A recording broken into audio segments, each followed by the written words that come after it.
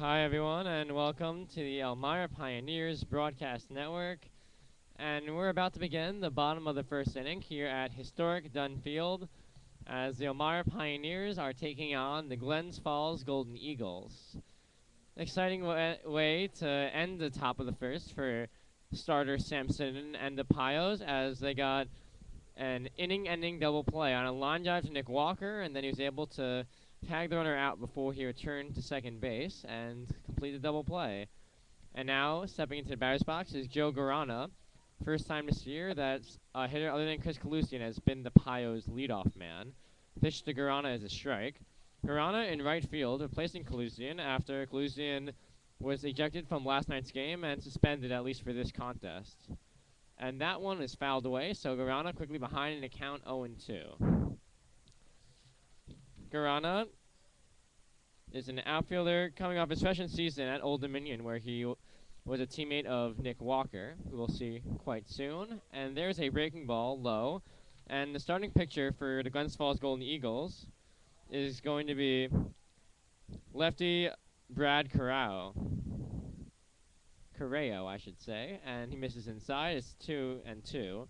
Correo, 6'2" and 185 pounds, and he goes to Wagner, where he just finished up his freshman year. So freshman versus freshman matchup right now.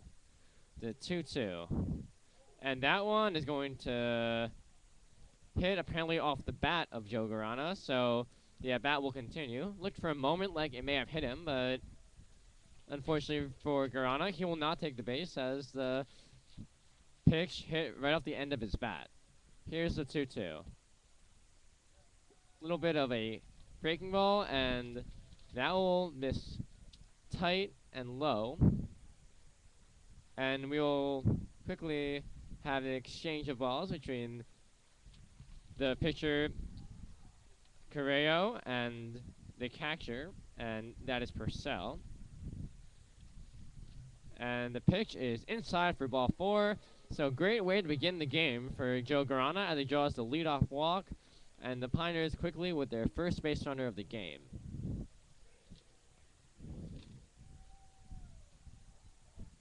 And here is TJ Dixon. We mentioned that Garana was leading off the game in a little bit of an irregular fashion, but Dixon, right where he has been for every single one of the Pioneers contests, batting second, and coming off a big night last night, going 3 for 5 with a double, 2 singles, a walk, an RBI, stolen base, a lot of stuff happening for TJ Dixon as usual. Really impressing for the Pioneers at the plate, in the field, and also on the base path. He leads his team in stolen bases. It's going to be an 0-1 from Correo to TJ Dixon. Lefty versus lefty matchup here. Let's see how Dixon can fare. That one will be inside. And Correo appearing to throw a lot of softer pitches early on. Try to maybe make the hitters put the ball into play weakly, but he has not done a good enough job making them look like strikes, and Garana and now Dixon laying off of them quite well. But not there. Looked like a breaking ball, and had some nice late break, and all Dixon could do was foul it off, so he's behind in the count 1-2. Bottom of the first inning here at Historic Dunn Field. The Glens Falls Golden Eagles did not score in the top of the first, and the Pioneers, with a runner on first, a 1-2 count, and nobody out here in the bottom of the first frame of the game. Corral steps off. Now we set once again, ready for the 1-2 pitch to TJ Dixon out of Samford. And there's looks like a changeup. It's going to be grounded, and that is going to be, looks like everyone's going to, they will call the force play at second base. What happened was, it was a ground ball to second baseman Powell. He threw it to shortstop, and that is Folena. And Folena made the catch according to force out, but on the transfer from glove to hand, he lost the ball. So they will call that a force out at second, even though Glens Falls messed up the transfer and was not able to even attempt to record the double play on TJ Dixon. Might not have got him anyway. Dixon really running hard down the line. And here is Nick Walker. And Walker, another guy with a 3-hit game. Also the second straight freshman All-American in the Elmira Pioneers batting order. And he's done some great things for this team. He's currently their leading hitter and right there for RBIs as well. Last night, a very interesting play was when he blooped a single to right field, and then the right fielder misplayed it. So what was going to be a bloop single turned into an error-assisted three-base hit, and then an error on a cutoff throw allowed him to score. So it was a single and 2 errors, but still a nice job by Walker running hard and managing to circle the bases. Always special, even if it isn't quite that clean home run. And that one misses away, so it's 1-1. And interesting thing is that the Pioneers led off this game with 2 left-handed batters against a left-handed pitcher, and now here is the first righty batter that Corral is going to see in this game. Correo. Still trying to get that pronunciation right. In my head, I have to think about Major League pitcher Kevin Correa. Maybe that will help me get Correo right. And Correo with a pick-up attempt at first base. TJ Dixon back relatively easily. So it's a 1-1 count on Nick Walker. 1 out here in the bottom of the first in a scoreless game. Here's the pitch. That one will miss down and in. So Walker ahead in a count 2-1. Walker already the second Old Dominion player in the Pioneers lineup. And we also have a starter out of Old Dominion in right-hander Sam Sinnen, who we missed the top of the first, but you'll see him in a moment. And a ground ball to second base. TJ Dixon was going, maybe disrupted the rhythm of the play for the second baseman Powell, and that is going to go as an E4, allowing Nick Walker to reach, and Dixon goes all the way to third base. It was a little bit of a strange play, as Glens Falls second baseman Mark Powell, he had to field the ball right as TJ Dixon was going by him. Maybe he took his eyes off the ball just for a moment, and he was unable to field it cleanly, so it's a break for the Pioneers.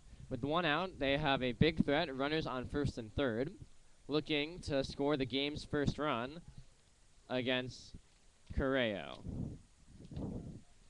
And here is Christian Santisteban, and what an impact Santisteban made last night as he drilled a long 3-run home run that made a 3-2 deficit that the Pioneers were facing into a 5-3 lead.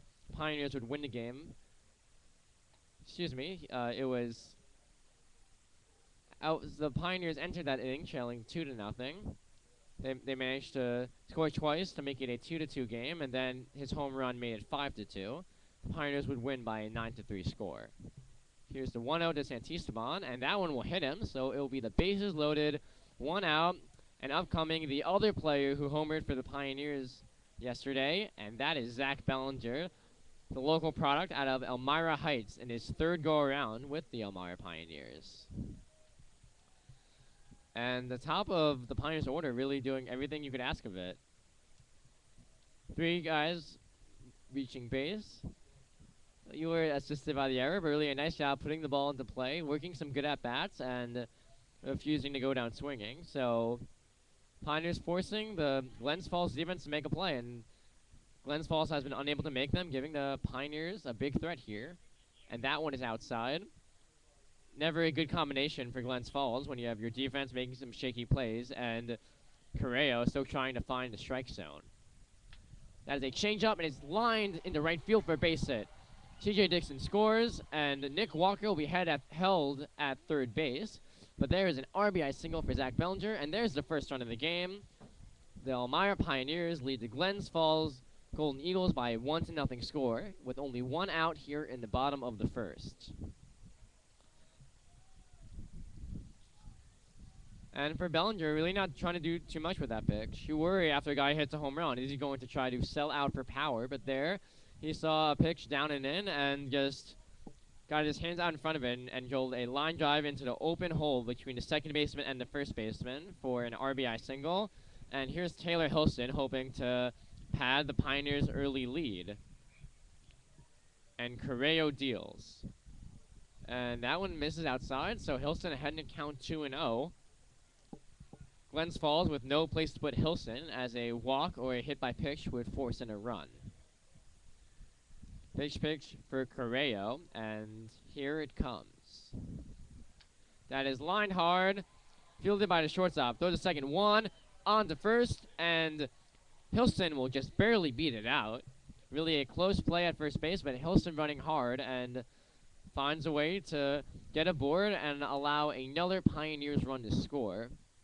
So that will go down as a 6-4 force and an RBI for Taylor Hilson. So the Pioneers now with 2 runs in the inning on only 1 hit. A little bit of a Shank sequence of events, but you score runs any way that you can, whether it's walks, hit by pitches, hit batsman, or I guess I said hit batsman twice. Walks, hit by pitches, defensive miscues.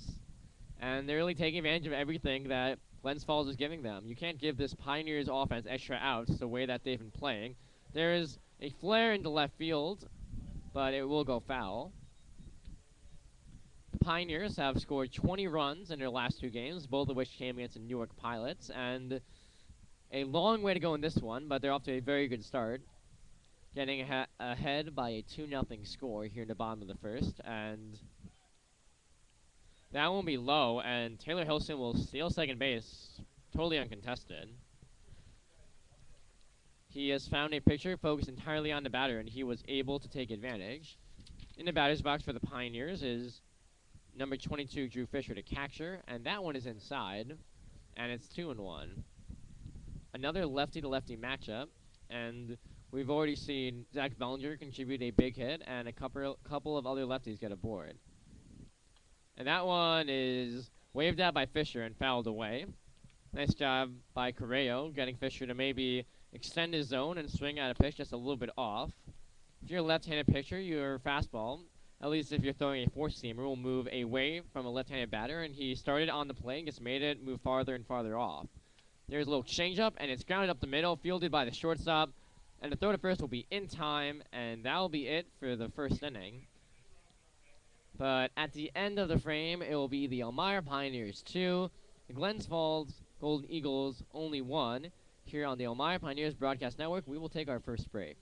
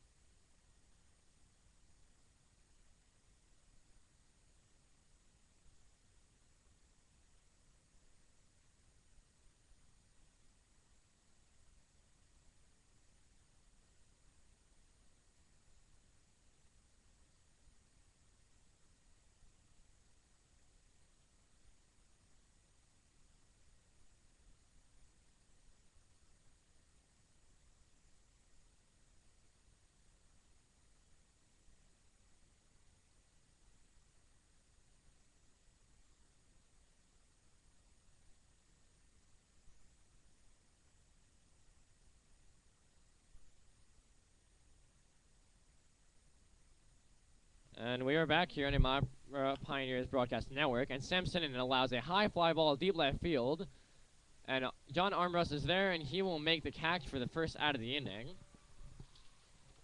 So for the hitter for Glens Falls, that was Garrett Bernardo.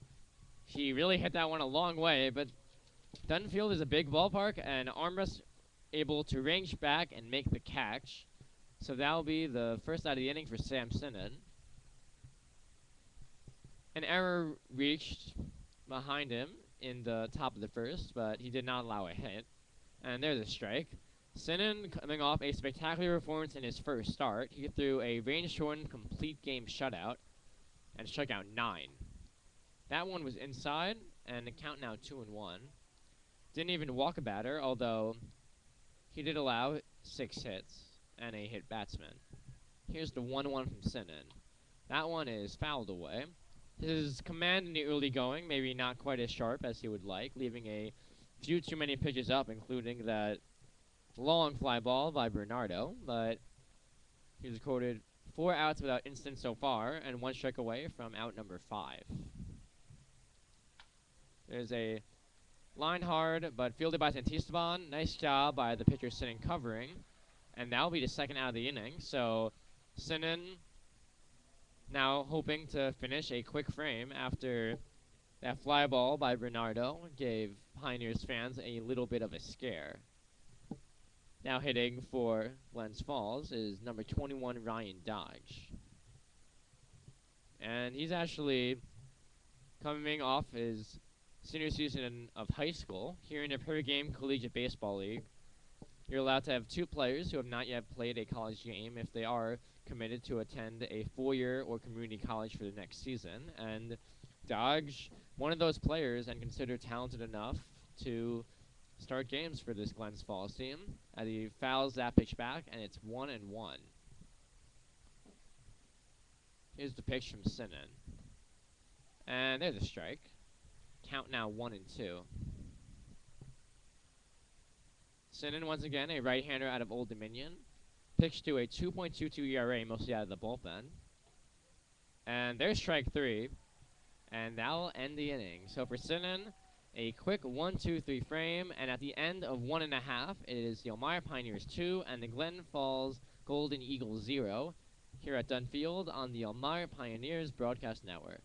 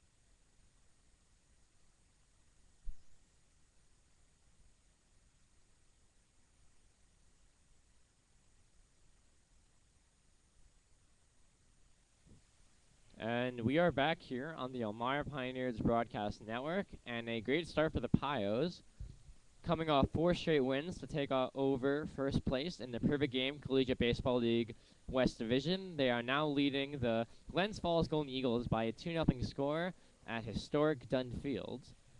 And we're set to begin the bottom of the second inning, and the batter will be John Armbrust, who was able to track down a long fly ball by Garrett Bernardo to help Sam Sinnen to an 9-pitch second inning. And here's the first pitch to Armbrust. And that one is pop fly, first base side and out of play. And that'll just be a strike. And the starter for Glens Falls, Correo, gone through a little bit of trouble there. Allowed a pair of runs between defensive miscues and issues finding the strike zone. He'll hope for different results this time around, and that's the way to do it. Beautiful changeup, and there's strike 2. Nice job changing speeds, and Armbrust looked to be fooled by both the speed difference and the late movement. That one misses up, 1-2. Doesn't seem like Correo is throwing awfully hard, so that changeup may not be quite as effective as the game continues. That one is a bloop. Just goes foul, so still 1-2 in a count to John Armbrust. And speaking of Armbrust, the Pioneers left fielder is out of East Stroudsburg University, where he just finished his sophomore season. One of 3 East Stroudsburg players on his team. Here is the 1-2. That one is a curveball that really didn't break all that much. Misses high, and it's 2-2. That was really a hanging breaking ball from Correo, but lucky for him, it really wasn't very close to the strike zone at all. A line drive up the middle, and there's a base hit. Correo leaving one of those softer fastballs, really waist high and right down the middle, and Armbrust not missing it. He drills the RBI single, and for the second straight inning, the Pioneers will have the leadoff hitter aboard, and that's always a great way to start off as you hope to add some runs to the board. And here is Taylor Skirpon, and he was the only Pioneers hitter in last night's lineup not to record a hit, although he did reach base with a walk and made a couple of nice defensive plays. There's a ground ball to second base, and it'll be stepped on the bag, but Skirpon will beat out the back end of that double play, so that'll go as a 4 unassisted force by the second baseman, Mark Powell. So it will be 1 out and a runner on first, and here is the top of the Pioneers order already here in the second inning. That's Joe Garana. So same exact start to the bottom of the second that we saw in the bottom of the first, with a leadoff base runner and then a fielder's choice ground out with the runner quick enough to avoid double play. And Garana hoping to, definitely not hoping for a reach on an error like Nick Walker had, but is hoping to get aboard. There goes Skirpon. The pitch is a fly ball into center field. Skirpon will retreat as the center fielder makes the catch, and that'll be the second out of the inning. Garana did make contact on what could have been a hit and run by the Pioneers, or could have been really Skirpon going on his own. Skirpon with a pretty good jump, might have been able to beat it out, but Garana swings, thought he had a pretty good pitch to hit, but he got under it, and all he could do was fly it weakly to center field. So there will be 2 away here in the bottom of the second inning, and here's T.J. Dixon.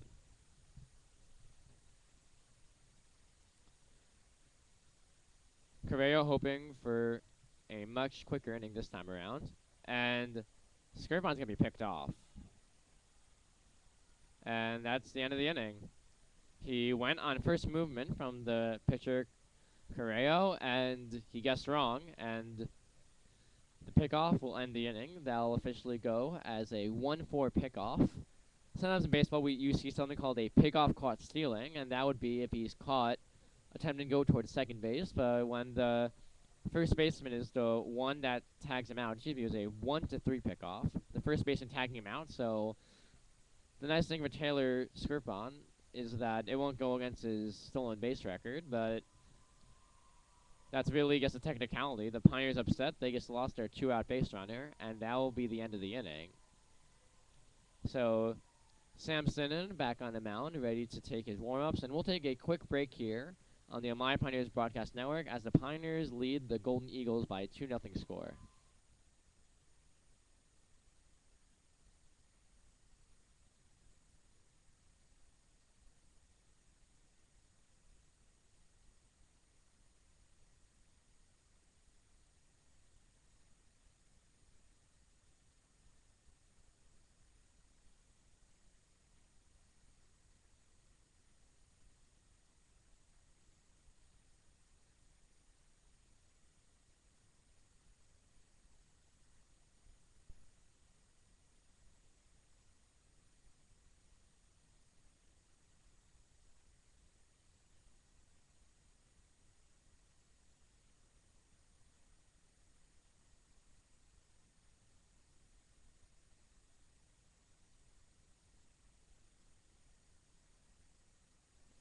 And we are back here from Historic Dunn Field as we begin the top of the third inning.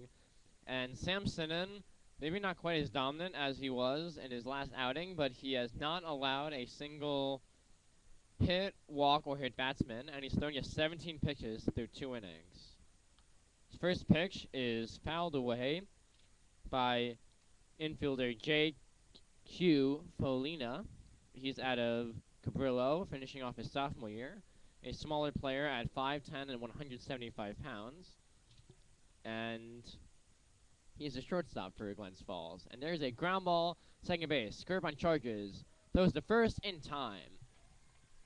Skirpon with a rough top of the inning as he was able to beat out the back end of a double play, but then was picked off. But nice job there defensively, really not taking his struggles in the bottom of the previous inning into his defense. Charges and able to throw the first in time to get the relatively quick Folina.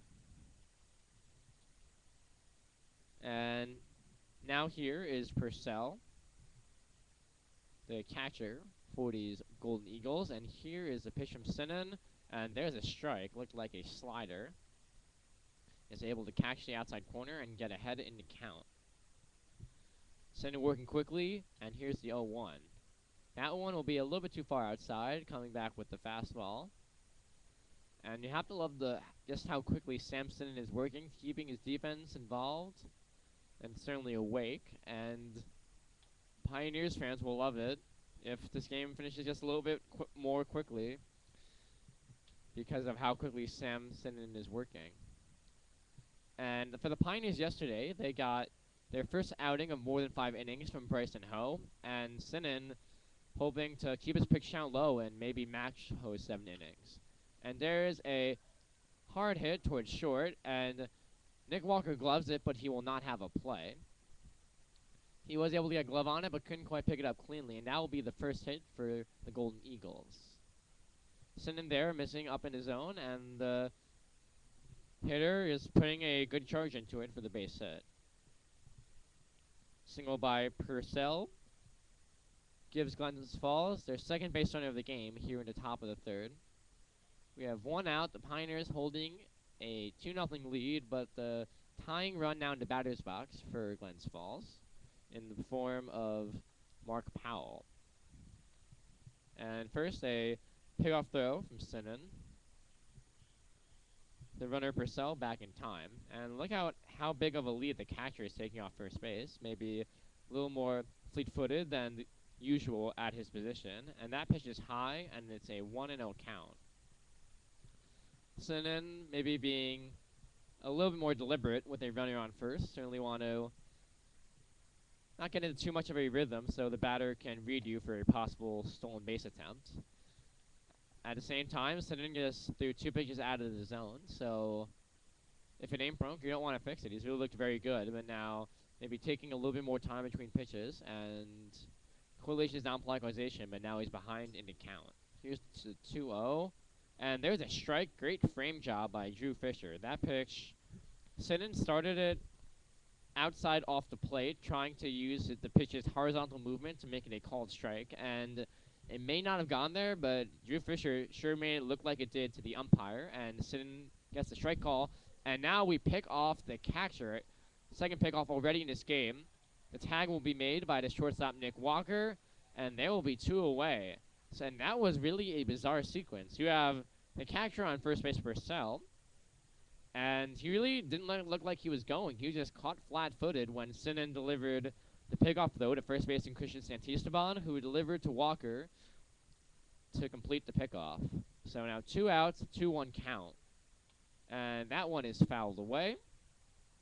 So Sinan 1 strike away from yet another quick inning. He really has rolled so far, although he has now allowed his first hit of the ball game. There will not be a no-hitter tonight at Dutton Field, but that's a pretty high standard to try to hold Sam Sinan to.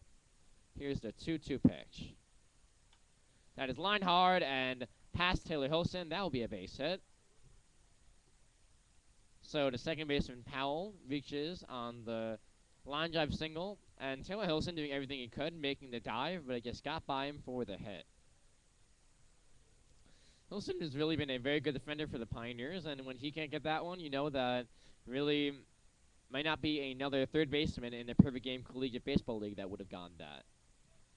So 2 outs, and here's the leadoff man, McNeil, and there is the strike from Sinan.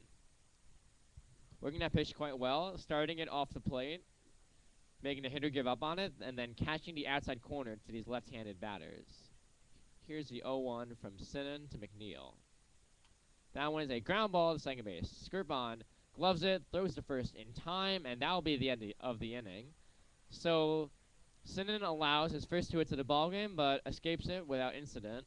And at the end of 2.5, it is the Elmira Pioneers 2 and the Glens Falls Golden Eagles 0. You're listening to the Pioneers Broadcast Network. We'll take a break.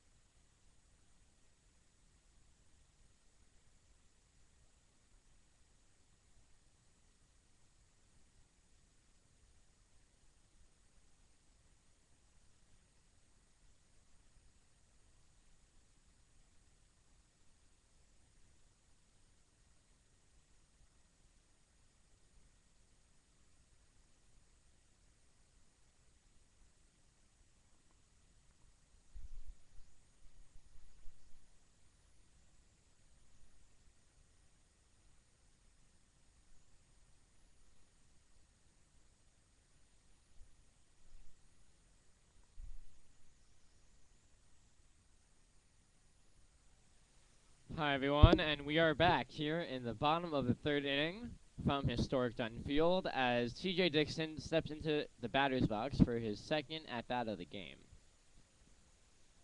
And the pitch to him must have avoided him entirely. First you wonder whether it hit him, then you wonder whether it hit off of his bat. Didn't hit anything, so that'll just be ball 1. Dixon reaching on the field his choice his first time and takes that one inside. It's now 2-0.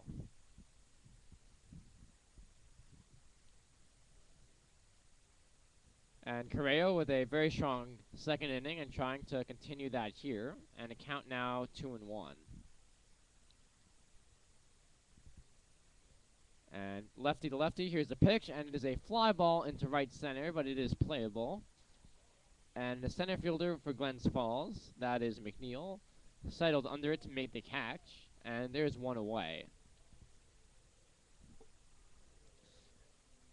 And here is Nick Walker, right-hand hitter out of Old Dominion, and entered the game as the Pioneers' leading hitter.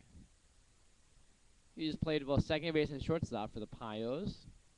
And interestingly, maybe has looked a little better at the more difficult position of those, shortstop. And Walker squares the bunt, but he takes a slow curveball outside from Correa. And now the 3rd baseman, Fay, has something to think about for Glens Falls, and that one misses outside, and out comes the catcher Purcell to try to settle down the freshman right-hander Correa. Brad Correa is his full name. He's a 6'2", 185 lefty, once again out of Wagner. And the count 2-0 to Nick Walker. Walker hoping to sit on a pitch and just maybe drill one. He's hit extremely well, but still doesn't have an extra base hit this season. And there's a called strike call. Big pitch for Correa. And the count now 2-1 on Walker. And now it's 3-1. So Walker without an extra base hit, but he did, as we mentioned briefly before, round the bases on a pair of errors yesterday. 3-1 is swung on and missed. Nice job by Correa. Maybe a little two-seam fastball there. Starts on the outside corner and entices Walker to swing. There's strike 2. He swung at ball 4. And that one is swung on and missed. Change up from Correa right on the outer edge of the strike zone, and he strikes out the Pioneers shortstop for the 2nd out of the inning. Pioneers with 2 runs off of Correa in the bottom of the 1st. Looked like they might have their way with him, but he's really settled down as he has 2 outs and nobody out here in the bottom of the 3rd after a strong bottom of the 2nd. And there's a strike to Christian Santisteban. Sent Esteban, the first baseman out of Manhattan. And the 0-1 is a ground ball to first base. Fielded, and nobody's at first base. The pitcher, Correa, did not cover, and how to see how they scored that. You almost want to call that an E1, but the pitcher, he didn't touch that ball. All he did was fail to run to first base. And in any event, Esteban will get quite a cheap hit. So the other day, even yesterday, he hit a 380-foot home run, and now this time around, he gets a hit on a ball didn't travel very far at all, just nobody covered, and he reaches, not even a fast runner. So that is just a misplay by the Glens Falls Golden Eagles, and let's see if Zach Bellinger can make them pay here with 2 outs and a runner on first. Here's the 1-0 from Correa. And that is blooped down the left field line, going foul, and it will indeed land there. Esteban off with a pitch and running hard. There he is coming back from third base. And look at this. He's going to cross right behind the mound. Famous incident in baseball when Alex Rodriguez was going back from third to first and crossed over the mound. And Oakland Athletics pitcher Dallas Braden took exception to that. But that time, Esteban going right behind it. 1-1. Zach Bellinger facing Brad Correa. And that one is popped up. Fielded by the first baseman. He's under it and makes the catch, and now will end the inning. So for the Pioneers, they get a cheap hit on a ground ball to the first baseman where the pitcher did not cover, but that's all that they can manage. And at the end of 3 here at Historic Dunn Field, it is the Elmira Pioneers 2 and the Glens Falls Golden Eagles 0. Here on the Pioneers Broadcast Network, we will take a break.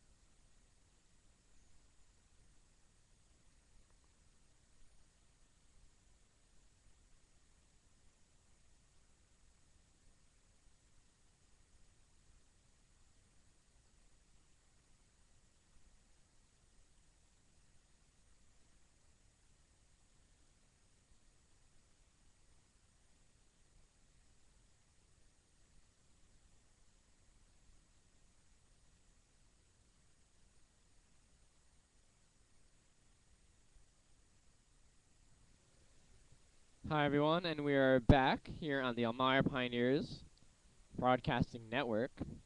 And we're broadcasting live from Elmira, New York, as the Pioneers take on the Glens Falls Golden Eagles at Historic Dunn Field. Stepping into the batter's box for the Golden Eagles is their second hitter, and that is Danny Oliveri. First pitch from Sinan will miss outside. There's ball 1. Oliveri is a freshman, or he just finished his freshman year, I should say, at Triton. Line hard, gloved by Taylor Hilson, plenty of time, and throws reverse for the out. One of the ironic things about plays like that is that when you can field that ball, it was hit so hard that you have plenty of time to make the play. Really, the hardest part about that play is making that diving stop. Hilson doing so quite well, and had a little time as he got up and made the throw to first to retire Oliveri. And here is Brian Fay. And he's the third baseman for the Golden Eagles. Sinan's pitch is maybe a breaking ball that didn't really break, and that'll be up and away for ball 1. Sinan, suddenly less overpowering in the last outing, a lot more ground balls than strikeouts, but still pitching extremely well as he has 3 1/3 shutout innings so far, and really has not thrown very many pitches. As he mentioned, he had only 17 pitches through the first 2 innings, and did increase that by more than 12 or 13 in that 3rd inning. I'll have to check with our official scorer, but he may have entered this inning with only 30 pitches. That one misses inside, and it's now 2-1. Sinan getting behind the third hitter in the Glens Falls lineup and the third baseman, Brian Fay. And he just finished his junior year at Siena, where the Pioneers have a couple of players. Taylor Ahern is one, and actually looked at one point they had a second player, but he's never really came to the team, so only Ahern. Ground ball to second base. Skirpon fields and fires the first for the out. So Taylor Ahern is the lone member of that Siena team who did make it onto the Pioneers roster and has stayed there until now. Ahern, a starting pitcher, and also has appeared in the outfield this season. We'll have to see what role he settles into. Was much more effective on the mound for Siena. In the event, Sam Sinan, the Old Dominion right-hander, starts off Bernard with a strike. Bernard in his last at-bat hit a towering fly ball to left field, but Armbrust able to track it down just in front of the track. And at Dunn Field, it's a big ballpark, and it has a little bit of a Green Monster equivalent in left field, a 20-foot high wall. And that one is fouled away. So Sinan really working up in his zone against the hitter Garrett Bernardo, but able to force a couple of foul balls and now hoping to put him away and get out of the inning. Here is the 1-2 pitch. And that one is held by Drew Fisher, but missed a little bit too far off, and is a 2-2 count with 2 outs here in the top of the 4th. Here's the offering from Sam Sinan. That one misses once again, came with another fastball.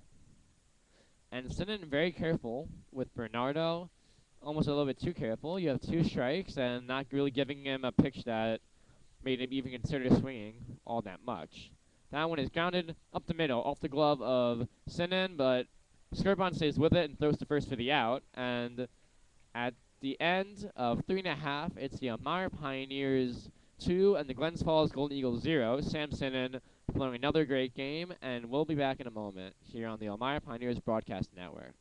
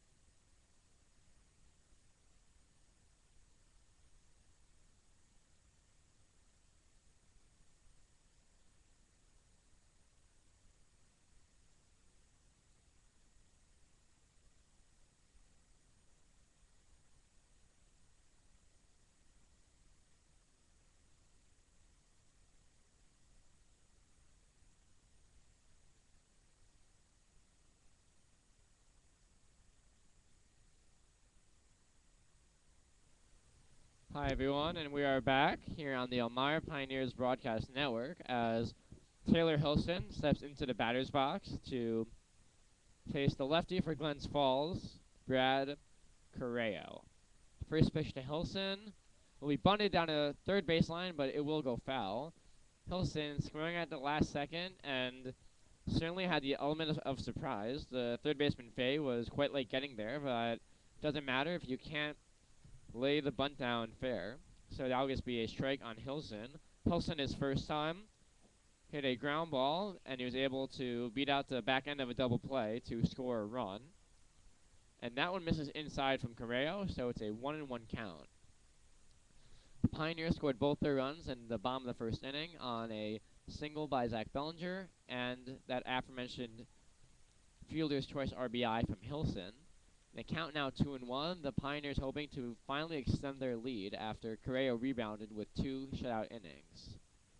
That one misses up and away, so it's 3-1. Pioneers with just 1 hit since then on a squib by Christian Santisteban where Correo did not cover first. That one misses inside, and Hilson will make it to first, but on the wild pitch, he was running hard, and he was going to see if there's any chance he could make it to second base. We've already seen that once this year, where the Pioneers turning a walk into an 180-foot advance, and you have the runner on second base instead. And here's Drew Fisher. Nobody out here in the bottom of the 4th inning, and now a runner on first as the Pioneers hope to extend a 2-0 lead over the Glens Falls Golden Eagles. And that pitch is a strike. Lefty to lefty, Correo against the catcher Drew Fisher. Fisher just finished up his freshman year out of USC Upstate. And him and Jordan Taylor splitting the time at the backstop for the Pios, as that one is fouled away, and Fisher behind in the count 0-2.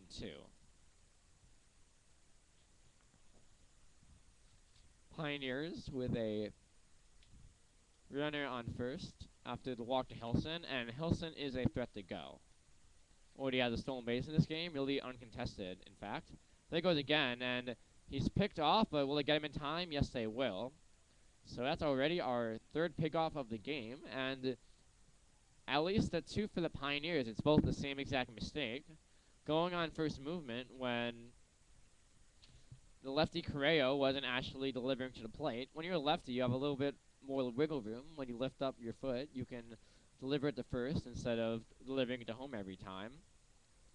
And both times, Pioneers base runners going too early and getting picked off. First Skirpon and now Hilson. And that'll be strike 3 for the second out of the inning. So now suddenly the Pioneers have 2 outs and nobody on. And here's John Armbrust. Armbrust with a single up the middle in his first at-bat. And the pitch is going to hit him, and he'll take first base. Shaking off a little bit as he gets down the first baseline, but it looks like he will be okay. Hands his shin guard to first base coach Archie McNellis. And here is Skirpon, hoping to keep this inning going. He grounded into a fielder's choice his first time. Before, like we just mentioned, getting picked off. He has looked good defensively at second base, though.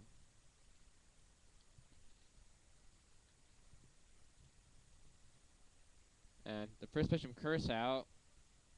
Nope, not Curacao. That is another word for Netherlands Antilles, where we've had quite a few good baseball players, but the pitcher's name is Correo. And that one misses inside to Taylor Skirpon, and almost was another hit batsman for the Pioneers. Here's the 1-0 pitch. And there's a strike. Breaking ball from Correo, able to get it over, and Skirpon facing a 1-1 count. Pioneers with a 2-out base runner, and still a 2-0 lead. It's been that way since the end of the first inning. There goes Armbrust, and it's a line drive past third into left field. Armbrust is going to make it to third easily, and Skirpon with a big turn at first base, but he will hold on. So it is a hit and run single for Taylor Skirpon. Not quite an RBI, although he was able to get the runner on first quite a bit closer, as Armbrust able to go first to third. So the Pioneers, they have an opportunity here with 2 outs, runners on first and third, and here comes their leadoff hitter. Not Chris Kalusian this time, but Joe Garana. Garana really replacing Kalusian in every way, placing him both in the leadoff spot and in right field. Although a different look for the Pioneers, he's a lefty batter versus a right-handed batter. That one misses a little bit up, and the count now 1-0. And you look at the defense for the Golden Eagles, and a pretty big hole on the right side. Let's see if Garana can take advantage. And that one misses inside, so it's now 2-0. When you have the first baseman holding on the runner at first Skirpon, suddenly he can't cover very much ground, and the second baseman has his limitations as well. Second baseman, it's another pickoff. Skirpon running hard, and he's going to beat it. And suddenly we have another rundown. Armbrust off third base.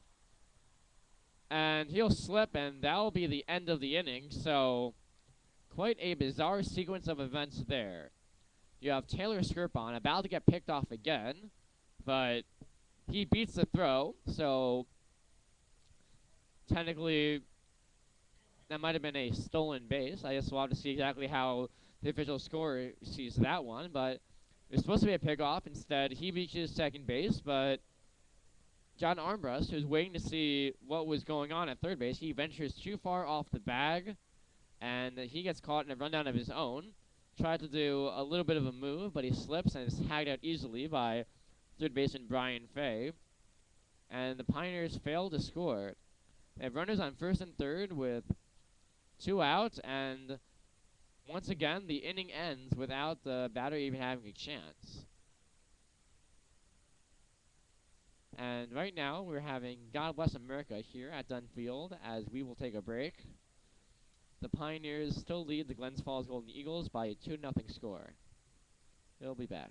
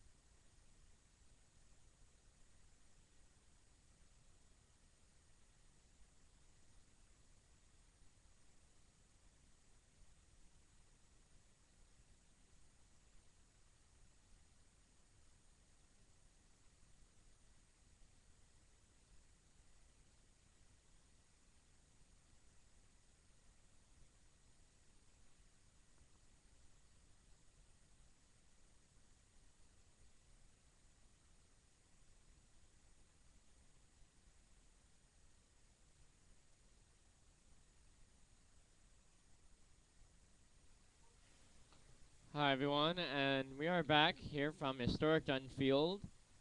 I'm Robbie Knopf, and the Pioneers leading the Glens Falls Golden Eagles 2-0 at the God Bless America mark of the game. Apparently the Pioneers have decided that they like doing God Bless America after the bottom of the 4th inning, before the top of the 5th, and God Bless America is nice. A little bit of a strange time for it. We know that the Yankees, they'll have God Bless America during the 7th inning stretch, and then go to Take Me Out to the Ball Game. The Pioneers mixing things up a little bit. I guess you don't want a couple of really classic songs back to back. Maybe don't want to delay the game too much. For the Yankees, you're going to have a big commercial break anyway, so not that big of a deal. For the Pioneers, you're trying to maybe speed up the game. But in any event, after 4 innings complete, Sam Sinnen heads to the mound with a 2-0 lead after the Pioneers got him 2 runs in the bottom of the 1st inning against the lefty for Glens Falls, Brad Correo. And here's Sinnen set to begin the top of the 5th, and there is a ball down and in to the leadoff hitter for these Golden Eagles, Brennan Price. He's a huge hitter. This guy is 6'9" and 270 pounds out of Felician College. Or Felician University. I actually have no idea which way it is. Feel free to comment. And that one just misses, so it's 3-0. So you have the guy with the biggest strike zone you're ever going to see, and Sinnen unable to find a zone, and he's behind the count 3-0.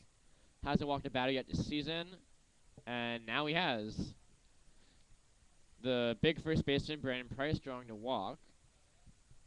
And the leadoff base runner is on for the Golden Eagles. And now here's a designated hitter for Glens Falls, and that's Ryan Dodge, who, as we mentioned before, just finished off his senior season of high school, and he will head to Nova Southeastern next fall. Listed as an infielder on the roster, he's 6'2" and 205 pounds. Not quite as big of a guy as Brendan Price, but still nice athletic frame. That one swung and missed. Sinan challenging him with the fastball up and getting the empty swing, and it's quickly 0-2 in the count.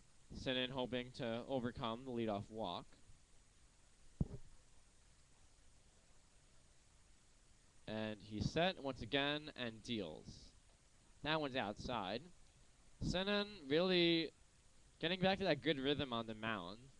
I guess when you have a guy like Brendan Price at first base, obviously legitimate player, but not a threat to the steal at all. There's a little fly ball in the right field. Joe Garana is there, and he'll make the catch, and there is out number 1 in the inning. Bringing up the shortstop, Folena. So 1 out here in the top of the 5th. Sam Sinan has gone 9 1/3 innings without allowing a run so far this season for the Pioneers.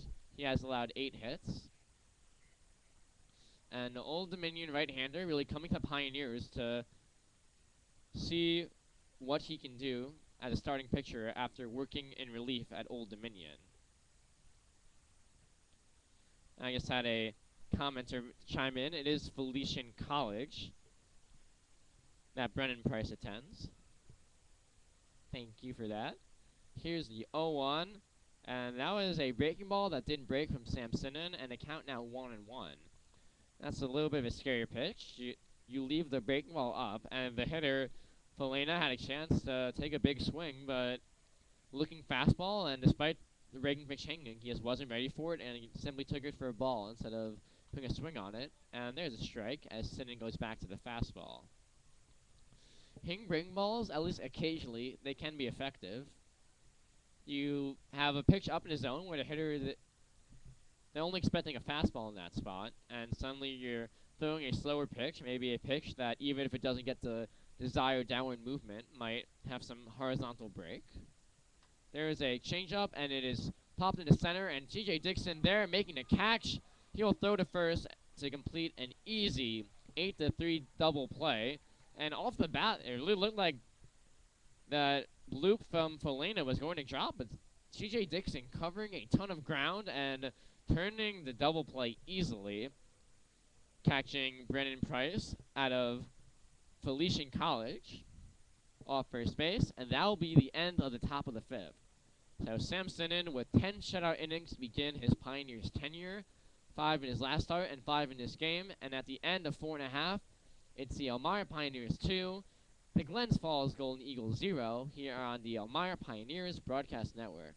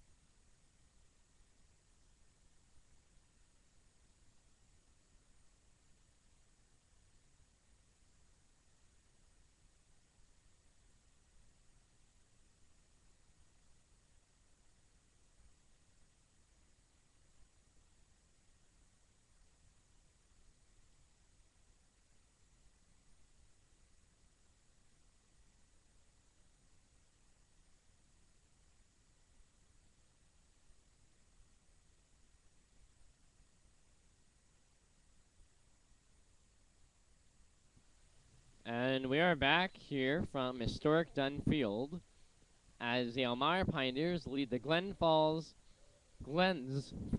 Golden Eagles by a 2-0 score.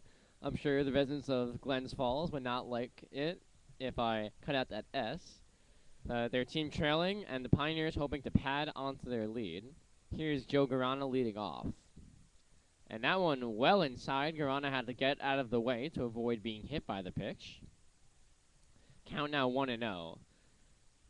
And here's the pitch from Correo, and that one will catch the outside corner for a strike. Nice pitch, moving away from Garana, and in judgment of the umpire, did cross the outside corner. One pitch was a changeup, really a beautiful pitch, and Garana way out in front with a swing and miss. Count now 1-2. The board still reads 1-1. That was a ground ball to second base. Fielded and fired to first by the second baseman Powell, and that'll be the first out of the inning. And you look at this lefty Correo for the Glens Falls Golden Eagles, and after allowing 2 runs in the bottom of the first inning, he's really been excellent, tossing 4 shutout innings.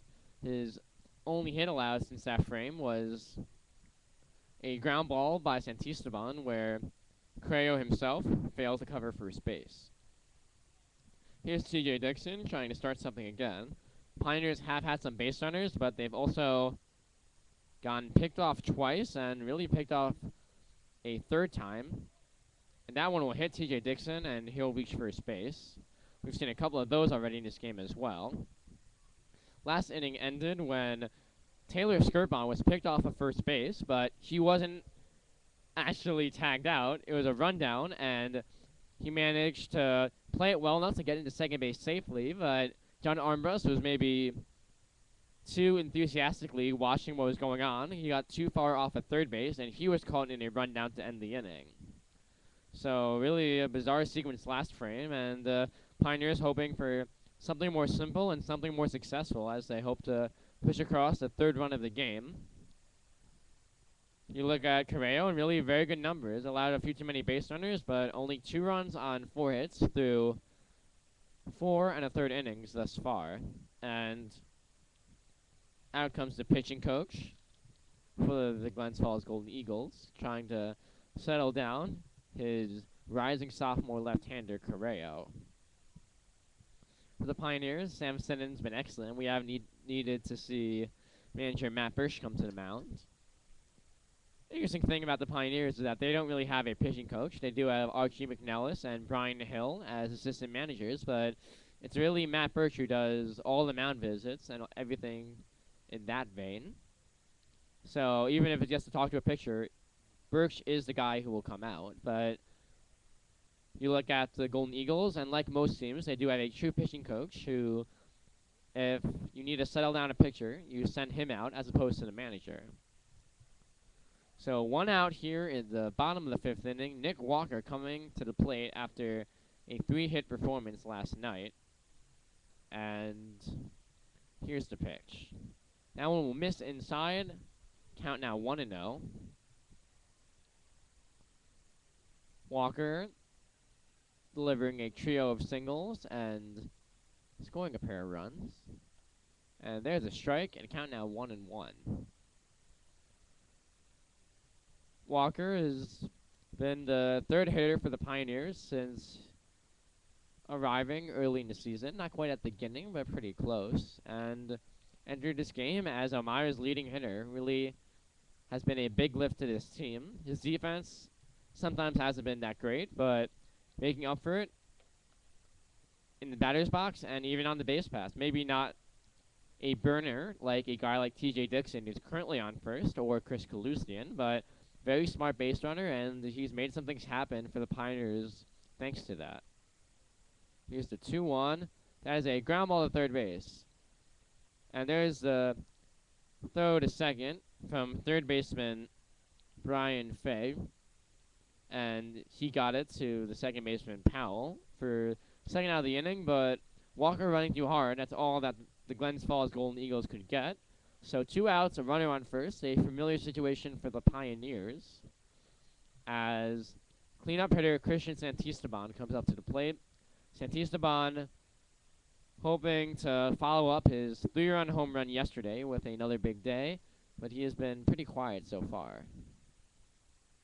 Swung on and missed at the Nope, he did get a piece of that. Was able to foul it off, but really chased a fastball at his shoulder level, maybe even a little bit higher, and instead of it being a 1-0 count, it's now 0-1. Santisteban digging in, hoping for a better result on this pitch. And that one might have been a changeup that stayed up, but Santisteban really geared up for another fastball in that spot, and it worked quite well. Sometimes pitchers who live up in the zone will throw that changeup up, and that might have been unintentional by the pitcher Correo, but it worked there. 0-2, and slider and Santisteban caught waving, and that will mark the end of the inning. At the end of 5, it is the Elmira Pioneers 2 and the Glens Falls Golden Eagles 0. We have a pitcher's duel here from historic Dunn Field as we'll take a break on the Elmira Pioneers Broadcast Network.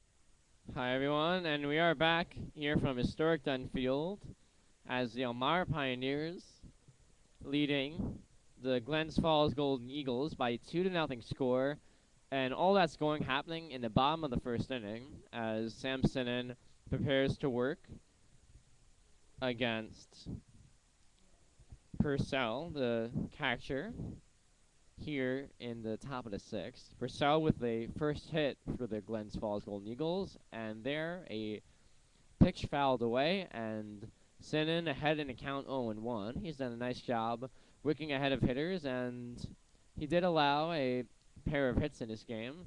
One to Purcell, and a couple batters later to McNeil, I believe. Now in line up the middle, can Kide Dixon get it? Yes, he can, and there's the first out of the inning. Dixon scampering in quickly and making that play relatively easily. You might have another center fielder who didn't get quite good enough of a jump off the bat and might have to die for that one, but Dixon runs in quickly and gets the ball without any sort of problem, and there's the first out of the inning for Sinnen and the Pioneers.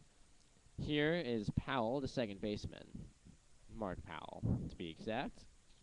And he's out of Bucknell University, where last night's starting pitcher for Elmira, Bryson Ho, comes out of, as does closer Tucker Rikuski.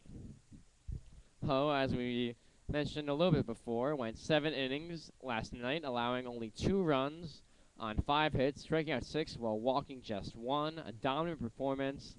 And Sam Sinnen trying to follow it up here.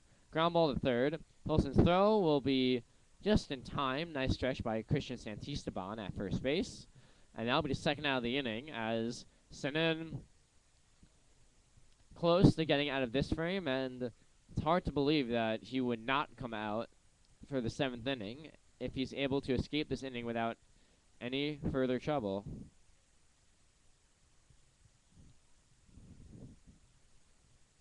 And the batter now is going to be the leadoff hitter, McNeil. And the pitch is going to be bunted at and missed. There's a strike. Taylor Hilson darting in for the Pios, but nothing to field as McNeil not only not putting the bunt in play, but failing to make contact at all as he swings and misses at the fastball up. And now it's 0-2. Sinan with that pitch, you almost have to wonder. You throw the fastball up, the adage is that the bunter will pop it up in the air, but McNeil swinging away and still swinging through it. As that pitch is outside and 1-2. Sinan hoping to put away the leadoff hitter McNeil. McNeil listed as a pitcher on the roster, but settled in as the leadoff man for Glens Falls. And there's Sinan covers first, helping his own cause to finish the inning. As the Elmira Pioneers lead the Glens Falls Golden Eagles by a 2-0 score after 5.5 innings complete here on the Elmira Pioneers Broadcast Network. And we'll take a quick break.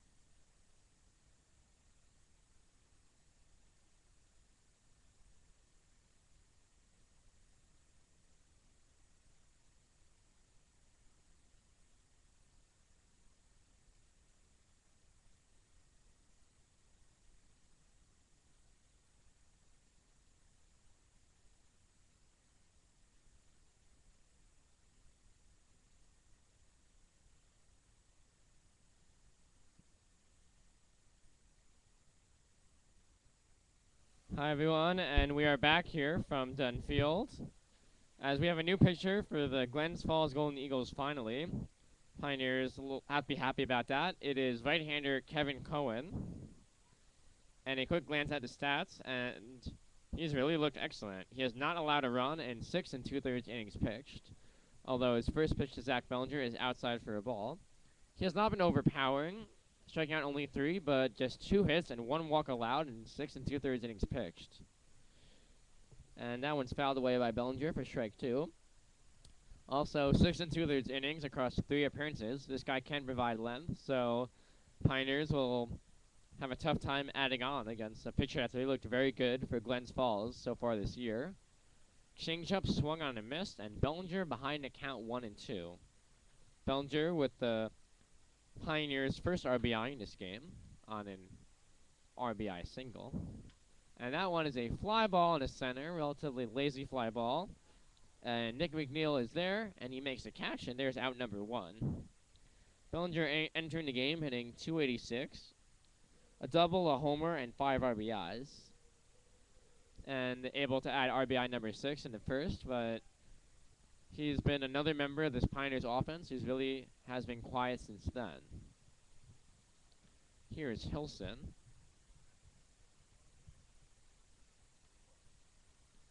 Who has reached on a fielder's choice in the first inning, and that scored the second run. Subsequently stole a base, and behind a count 0-1. Here to the new pitcher, Cohen. And that ball misses low. Cohen, C-A-W-A-N, and he's a 6'2", 180 right-hander out of William Patterson, and he's a rising senior, so a big time for him, and the type of results he's generating may be primed to finish his collegiate career with a bang. That one will miss outside, and it's now 2-1. Hilson ahead in the count as he tries to give the Pioneers a 1-out base runner and get the offense back on track. That one catches the inside corner for a strike, and what a job it was by the catcher Purcell, able to framing that pitch on the corner, and there's a ground ball up the middle. Hilson running hard to first base. It is fielded by Powell, and Taylor Hilson will beat it out. Hilson running hard down the line right from the get-go and able to beat out that soft ground ball that got by the pitcher Cohen, and Powell at second base did everything he could, but Hilson too fast, and the Pioneers will have that one-out base runner we were talking about a moment ago. And here is Drew Fisher. Fisher entering the game, having gone 3 for 15, although he does have a pair of RBIs, and hoping for some positive results in this game. That was outside, and the count 1-0. For Fisher, finally gets to see a right-handed pitcher after dealing with the lefty Carrillo to begin this game. Here is the 1-0 pitch. That one, some late movement by the pitcher Cohen, and a nice job by Purcell, really moving his glove ever so slightly to make that pitch look like it was on the corner. And the count 1-1, and Hilson back to first base easily.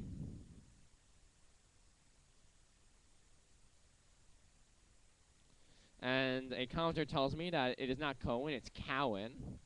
So I will correct that moving forward. There goes Hilson, and the throw to play, and the ball will get away, so that'll be another stolen base for Hilson.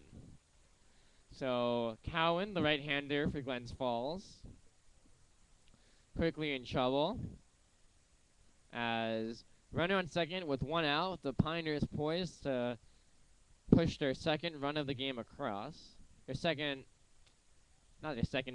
third run of the game across. Their first run since the bottom of the first inning.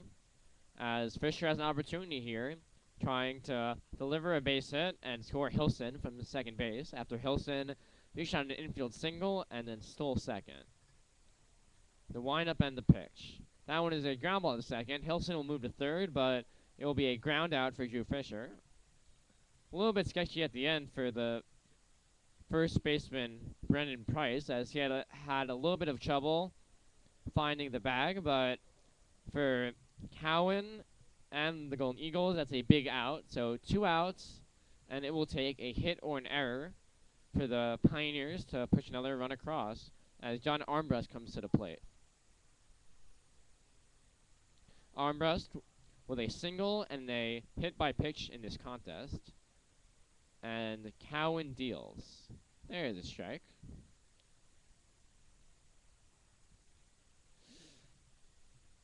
Armbrust, as we mentioned before, a rising junior out of East Stroudsburg University. And another former Pioneer out of East Stroudsburg, Christian Knott, was actually selected in the 34th round of this year's Major League Baseball draft by the Tampa Bay Rays. And Armbrust hoping to earn similar results, maybe even one-up him. And that one is a breaking ball missing low from Cowan. And scoreboard says 2-1. Could have sworn it was 3-1. I guess we'll find out in a moment. Or Armbrust could put the ball in play and it will be entirely moot. That one will be a strike. So scoreboard says 2-2. Armbrust gonna have to show off that 2-strike approach as he works against Cowan. Like I mentioned before, Cowan, not an overpowering guy, only 3 strikeouts, but he's been extremely effective, and the Pioneers have to take advantage of this opportunity. Really, no hard contact. You had Hilson beating out the infield single and stealing second base. Actually, could have been out on a better throw from the catcher Purcell. Then moving to third on a ground ball by Fisher. And Armbrust take the pitch low, and the scoreboard was right, I was wrong. It is now 3-2. Got a little ahead of myself there.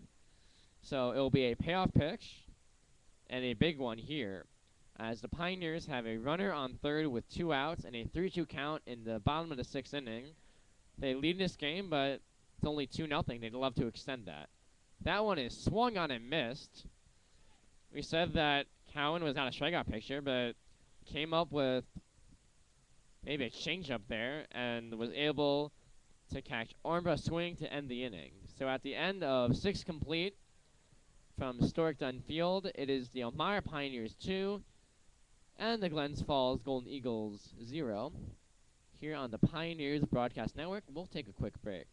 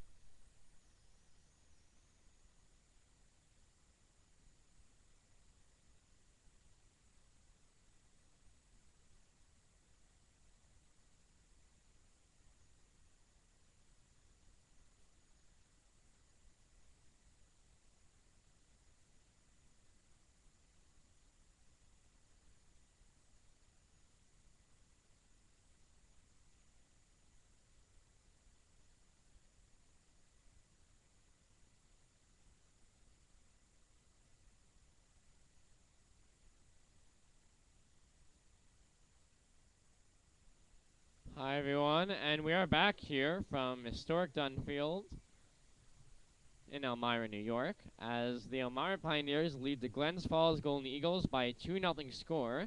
And as we suspected last inning, right-hander Sam Sinnen will be back on the mound for his 7th inning of work, and still a good pitch count. If he keeps this going, the Pioneers and manager Matt Birch might have to consider throwing him back out there for the 8th, but big inning for him here. Let's see if he can get through it. Time is called. Sinnen was ready to deliver, so that has to be a little bit annoying for him. But if you're the umpire and you don't grant time, the hitter basically going to take a strike if Sinnen can throw it. That one misses outside, and it's now 2-0. Sinnen behind in the count. He finally walked his first batter of the season earlier in this game. That one up 3-0 and quickly in danger of the second walk as he faces off against the shortstop, the right fielder, Danny Oliveri. And there's a strike. Fastball moving away from Oliveri and able to catch the corner. Oliveri out of Triton. And here's the 3-1 offering, and it's high for ball 4. So Sinnen with his second walk of the game and of the season. And for Glens Falls, that brings a tying run to the plate. That's more of a symbolic thing more than anything else. It is very difficult to hit a home run at Dunn Field. We've had one so far this year. It was hit by Derek DeLear in the first game of the home-and-home series against the Newark Pilots. And that's it so far. And the pitch is up and away, and Drew Fisher getting up as if to throw to second base, worrying about the base stealer at first. Giving a quick glance at Oliveri's base stealing numbers, and he does have 4 stolen bases. Pop fly on the left field line, and it will be caught by Armbrust for the first out of the inning. So big for Sinnen, just getting his feet under him a little bit and recording that first out. And those 4 stolen bases by Oliveri are tied for first on the Golden Eagles, or tied for second behind only Nick McNeil, the leadoff hitter. He has only been caught once while stealing those 4 bags, so we'll have to see if Glens Falls decides to send him here. There's a strike. A little bit of a breaking ball from Sam Sinnen and catching a corner for strike 1. Already seen quite a few pickoffs in this game. We'll have to see if Sinnen can go for one again. He does throw there, and that one was somewhat close, but after all these successful pickoffs, close isn't so impressive anymore. And Sinnen dealing to Bernardo, who hit a long fly ball left field. The closest thing we've had to a home run in this game was that fly ball. Runner goes, and the pitch is fouled away by Bernardo, and a count now 0-2. Bernardo beginning the game hitting .433, 13 for 30 with 5 doubles, a homer, and 4 RBIs. Really being the best all-around hitter for the Golden Eagles. And Sinan with a big at-bat here, trying to put him away ahead in the count 0-2. That one is a breaking ball outside, and it will get away from Drew Fisher just enough, allowing the runner on first, Oliveri, to take second. So now Sinan faces an even count against Bernardo. And now a runner on second base, the conventional double play, no longer a possibility. And here's the 2-1, and there is a fly ball in the center. T.J. Dixon ranging to his left to make the catch in right center field, and that'll be the second out of the inning. And look at T.J. Dixon fly. Well, I guess you can't see it, just the way our camera is positioned. Maybe one of these times I'll try to move it with the fly ball, but Dixon really moving very quickly, and it's a combination of not only speed, but really a great job reading fly balls off the bat. You really rarely see him make a mistake there. Sometimes you have speedy center fielders who don't read the ball very well, but make up for it with their speed. Dixon really knowing where the ball is going and doing a great job using his speed to get there, and he makes that catch easily for out number 2 in the inning, as Sinan hopes to toss his 12th straight shutout inning to begin his season for the Elmira Pioneers. Here's the 0-1 to the big first baseman Brandon Price, and first Sinan steps off, gives a look to Oliveri on second base, and here's the 0-1 offering. That one is going to be a strike, so Sinan 1 strike away from escaping this top of the 7th. Pioneers up 2-0, but the Golden Eagles spending. They have a runner on second with 2 outs, and big first baseman Brendan Price up at the plate. And the 0-2 will be swung on and missed. Sinan doing a great job making Price extend his zone on a fastball away, and that will do it here in the top of the 7th. Here on the Elmira Pioneers Broadcast Network, the Pioneers leading the Golden Eagles by a 2-0 score, and we will take a quick break.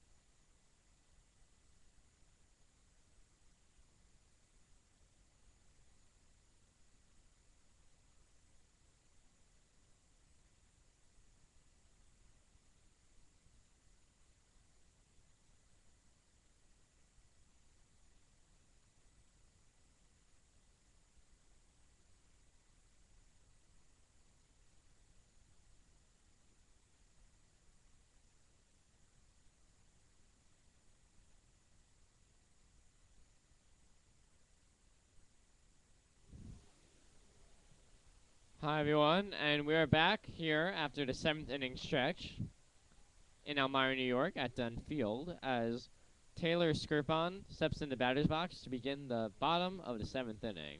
Pioneers holding a 2-0 lead, but Glens Falls pitching, holding down the Pioneers since the bottom of the 1st. It's really been a very good pitcher's duel. The starter is Samson in for Elmira, tossing 7 shutout innings so far. The starter for Glens Falls, Brad Correo, tossing 5 scoreless frames before he was replaced by Cowan last inning, and Cowan in for his 2nd inning of work after keeping the Pioneers off the board once again. Pioneers bats cooling off a little bit after scoring 20 runs in their previous 2 games. Yeah, you look back at Sunday's game, they scored 11 runs on their way to an 11-6 victory over the Newark Pilots, and then 9 runs yesterday. And there's a line drive base hit by Taylor Skirpon. That'll be his 2nd hit of the game. He takes a wide turn at first base, but he will hold on once again. So for the Pioneers, a big leadoff base runner, as you always want insurance runs. Never want to head into the late innings with a couple of hits by the opposition, turning really a game that you've been in control of the entire contest into one where you might give it away. Garana squares the bunt and takes it outside, so to count now 1-0.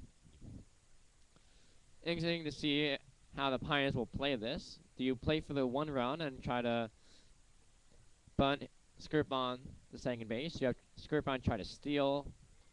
A lot of options, but Garana now ahead in a count 2-0. Will he keep bunting or will he swing away?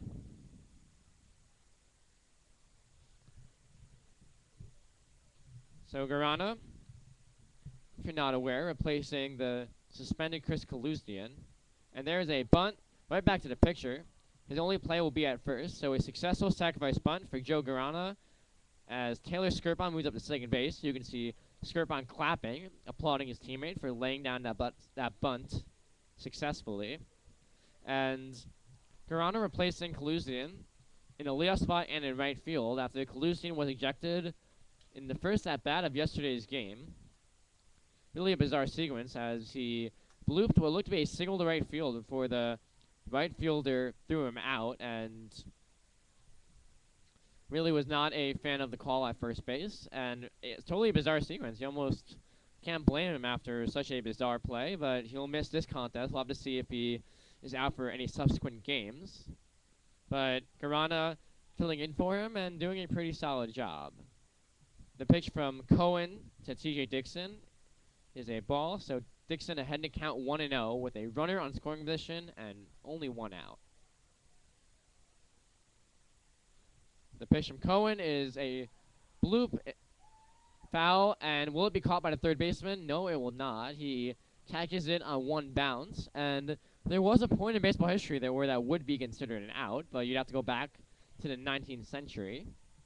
So we're pretty far away from that. So it's just a foul ball by TJ Dixon. Did not make the type of contact he was hoping for, but he will live to see another pitch.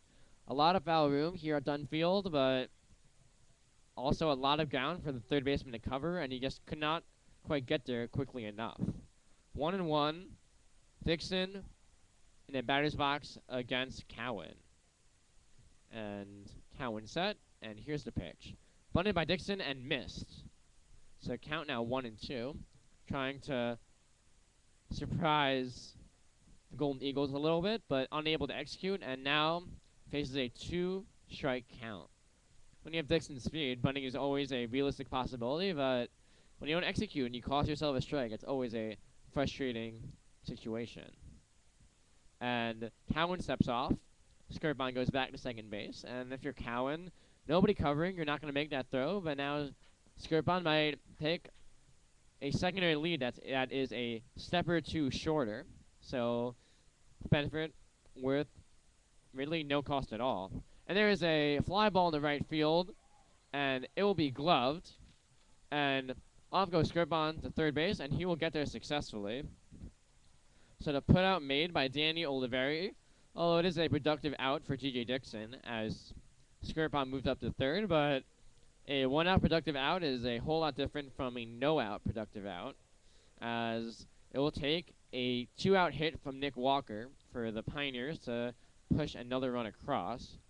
Walker mentioned at the beginning of the game that he was the Pioneers' leading hitter. Ashley was a little bit off there. He entered the game just behind TJ Dixon, and he also is 1 RBI behind Christian Santisteban, but an opportunity to maybe gain ground in both categories here.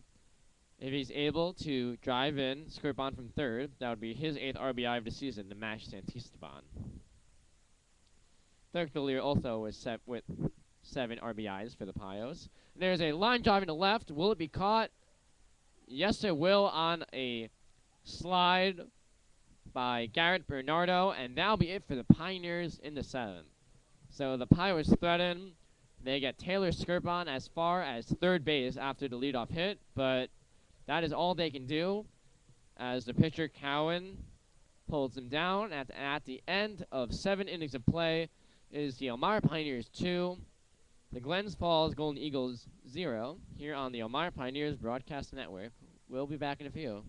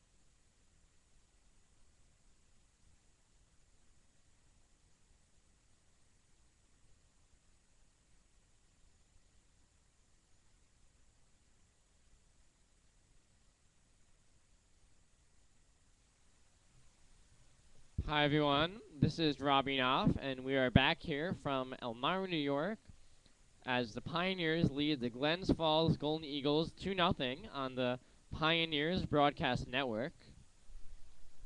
And we finally have a new picture after a tremendous outing by right-hander Sam Sinnen. It is the lefty number 21, Matt Horton, out of Cornell, one of two Cornell pitchers on this Elmira squad, and they have quite a few guys who go to college in Ithaca between Cornell and Ithaca College.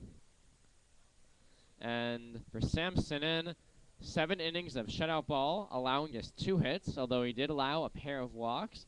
Really just attacking hitters, keeping his pitch count down, and providing the Pioneers with an unbelievable outing. Unfortunately, the offense really hasn't pulled away too much. They got 2 runs in the bottom of the first inning against Glens Falls starter Brad Correo, but they have been held off the board since by Correo and reliever Kevin Cowan. And now the Pioneers finally go to their bullpen, and let's see what Horton can do. The first hitter for Glens Falls will be the designated hitter, and that will be Ryan Dodge.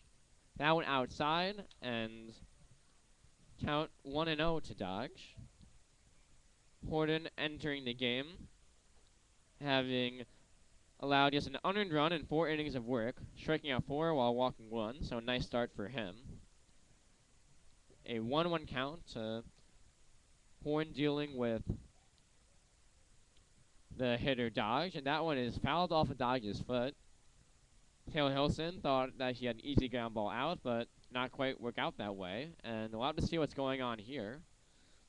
The umpire coming all the way out, and I guess Drew Fisher wanted a quick word with his pitcher, and the umpire is kind of caught in no man's land, so he comes out with him. Takes a moment to dust off the plate while he can, does the umpire. And Horton in a big spot here. He's facing the job of holding down a 2-0 Pioneers lead. And the 1-2 offering is a breaking ball for strike 3. What a pitch by Matt Horton. That late breaking slider, and Dodge is frozen. You don't see pitches like that in high school. And he's sent down for out number 1. Horton, really not a tall pitcher. He is only 5'10" and 185 pounds as he enters his junior year at Cornell this coming fall. But excellent breaking ball and good movement on his fastball, and he can be a very good pitcher. That one inside. against the batter for Glens Falls. That's number 6, Felina. And that one is popped first base side and out of play. And it's going to be a 1-1 count from Horton dealing with Felina. And it's interesting for the Pioneers. You bring in the lefty Horton to face a couple of right-handed batters, but they trust him to get batters of both sides out. And nice start, and now we'll have to see if he can prove himself capable of doing the same against Felina. The shortstop for these Golden Eagles. 1 and 2 after Felina drilled that ball foul, but for Matt Horton, that's only a long foul ball, nothing more. And that one is a pop fly into right field. Who will catch it? It will be Joe Garana, doing his best Chris Kaluzian impersonation as he makes the catch. And there's the second out of the inning. Pioneers fans wanting a nice finish to this game, as the first 7 innings were really not quite stuff they dream about. We've already seen that in previous games. With last night, the offense clicking and Bryson Ho delivering an incredible outing, but Sam Sinnen tossing the ball extremely well. The offense getting just enough, and we'll have to see if it's enough to win this game. Pop fly, and the first baseman, Santisteban, ranges all the way to the Pioneers dugout.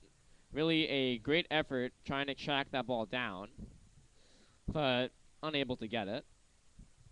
But for Matt Horton, you'll take it. It's strike number 1, so you're ahead in the count. And that can change an entire at-bat with the catcher Purcell in the batter's box. And there's a breaking ball outside for ball 1. The third right-handed hitter faced by the lefty Horton. And the pitch is going to be on the outside corner for a strike. As a smaller pitcher, Horton sometimes can get on the side of a ball and leave his pitches up. Doesn't have the natural downward angle of a taller pitcher. But that time, able to spot it on the outside corner at the top of the zone and getting a strike call. So you don't want to live up there, but if you throw up there occasionally while working mostly down, it can be quite effective. And that pitch is fouled off, really in the same exact spot. Horton probably missing again, but he was not hurt as Purcell fouls the pitch off, and Horton still 1 strike away from getting out of the 8th inning. The Cornell lefty winds and deals, and there's the breaking pitch again, but Purcell able to recognize it and lays off. So to count 2-2. And this pitch is a fly ball into left center, and going to be caught by the shortstop Nick Walker. It looked like it was going to drop between Dixon and the left fielder John Armbrust, but great job by Walker just seeing that ball right off the bat and running quite a ways to make the catch, and that'll be the third out of the inning. So a 1-2-3 frame for Matt Horton, and at the end of 7.5, it is the Elmira Pioneers 2 and the Glen Falls Golden Eagles 0 here on the Pioneers Broadcast Network. We'll be back for the bottom of the 8th inning when we return.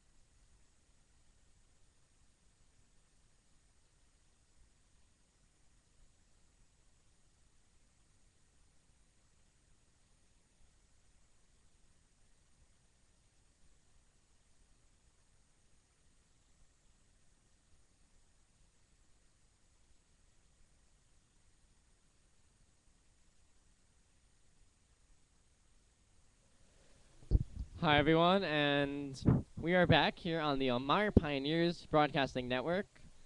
I'm your play-by-play guy, Robbie Knopf, and we're set to begin play here in the bottom of the 8th inning. Leadoff hitter will be first baseman Christian Santisteban. And the pitcher for Glens Falls, still Kevin Cowan, and he allowed a soft liner off Santisteban, but what a play by shortstop Felena. And I'm totally blanking on his first name. He deserves that much. It's JQ Folena, and he really made a nice diving play on that ball hit relatively hard to his right to retire Santisteban, and that'll be the first out of the inning. So Folena, a smaller guy at 5'10", 175, but the rising junior at Cabrillo has moved very well at shortstop as Zach Bellinger grounds out, and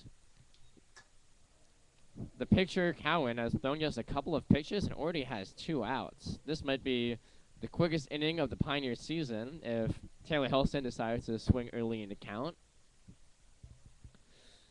And in a situation like this, if you're the hitter, you want to take a pitch, but then Cowan throws an offering down the middle and you swing again. Luckily for Helston, the decision was not too hard as that pitch was well inside from Kevin Cowan. He's now in his 3rd inning of work, tossing shutout relief behind the pitcher Correo, and that one is fouled back by Helston. It's now a 1-1 count. So just 5 pitches so far in the inning by Cowan, trying to end it quickly. That's a bunt by Helston. Fielded by Cowan, throws to first in time. Nice play. We've seen a bunch of pitchers throw those ones away, but Cowan, a great job getting off the mound, fielding that one quickly, and Helston, who used his speed to get all the way to third base last inning, all he could do there was run as hard as he can and watch as Cowan threw him out at first base.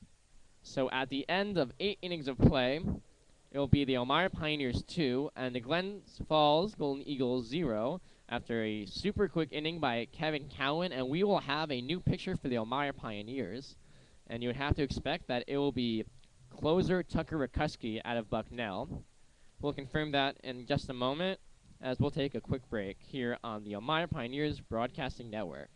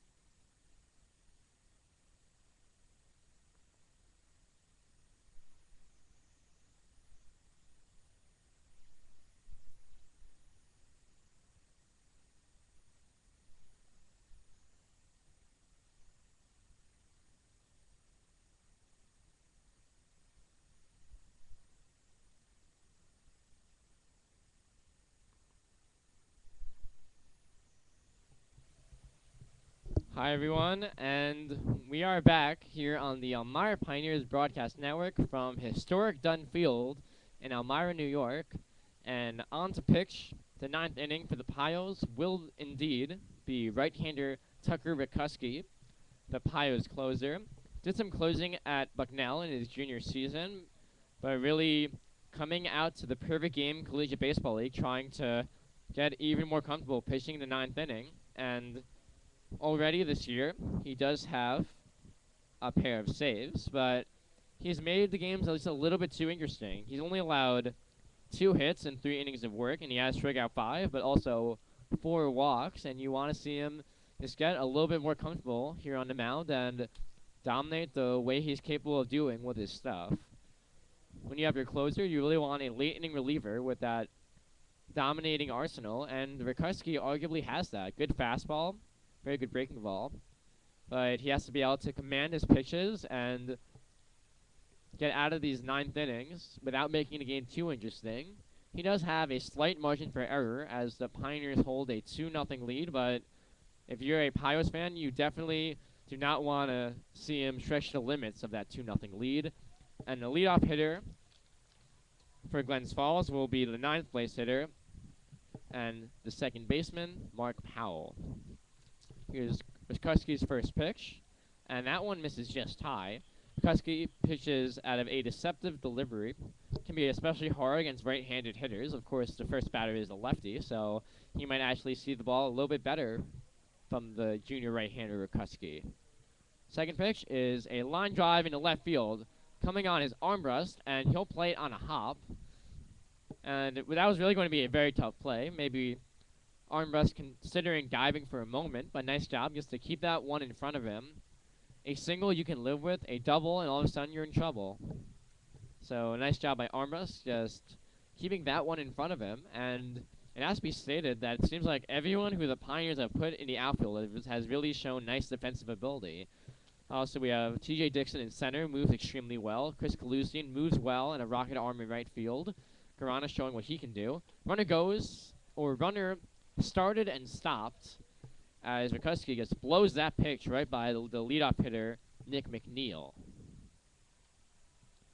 So, for the Golden Eagles, they have the tying run at the plate in McNeil. Not a power guy. If they're getting to the middle of their order, Bernardo and Price, maybe they have a chance. And at that point, Pioneers would be in far from an ideal situation. McCuskey trying to get this game out of the way before those big bats come up. With a quick look at the Golden Eagles offense. And Brian Fay has been their leading hitter, but in only 10 at-bats. That pitch is going to be a ball. It's 1-1. He's hitting 5 for 10, 500. Bernardo at 433 with a homer. Powell at 370, so he has continued that. That one swung on and missed. Maybe a changeup from McCuskey. He took something off of it, and he's able to get McNeil out in front for the swing and miss. So a 1-2 count. And you look at the big first baseman, Brennan Price, hitting 320 with a pair of home runs. So if you get him in the batter's box, that's when you're scared of giving up the long ball. But McCuskey forces the foul tip from McNeil there, getting him to expand the zone once again. And that time, not quite getting the swing and miss. So here's the 1-2 pitch from McCuskey to Nick McNeil, the leadoff hitter for Glens Falls. There's a changeup, grounded to third base. Pilson fields, fires to first. In time, nice play by Christian Santisteban at first base. So that throw from Hilson took him a little bit into the runner, and kind of an awkward catch for Santisteban, but he's able to make it. And that is the first out of the 9th inning here for the Pioneers, as Powell moves up to second base. So Kuski able to record that big first out of the inning. And 2 outs away from victory, although it does not look like the Golden Eagles are going to go down easily. It's going to be Kuski earning this save if he is going to get it. And here's Oliveri. Righty to righty, Kuski against the right fielder, Oliveri. And Oliveri entering the game, I should say, hitting 296 with a double and 3 RBIs. Top of the order type of hitter, has pretty good speed. And first pitch from McCuskey is fouled away, and he's ahead in a count 0-1.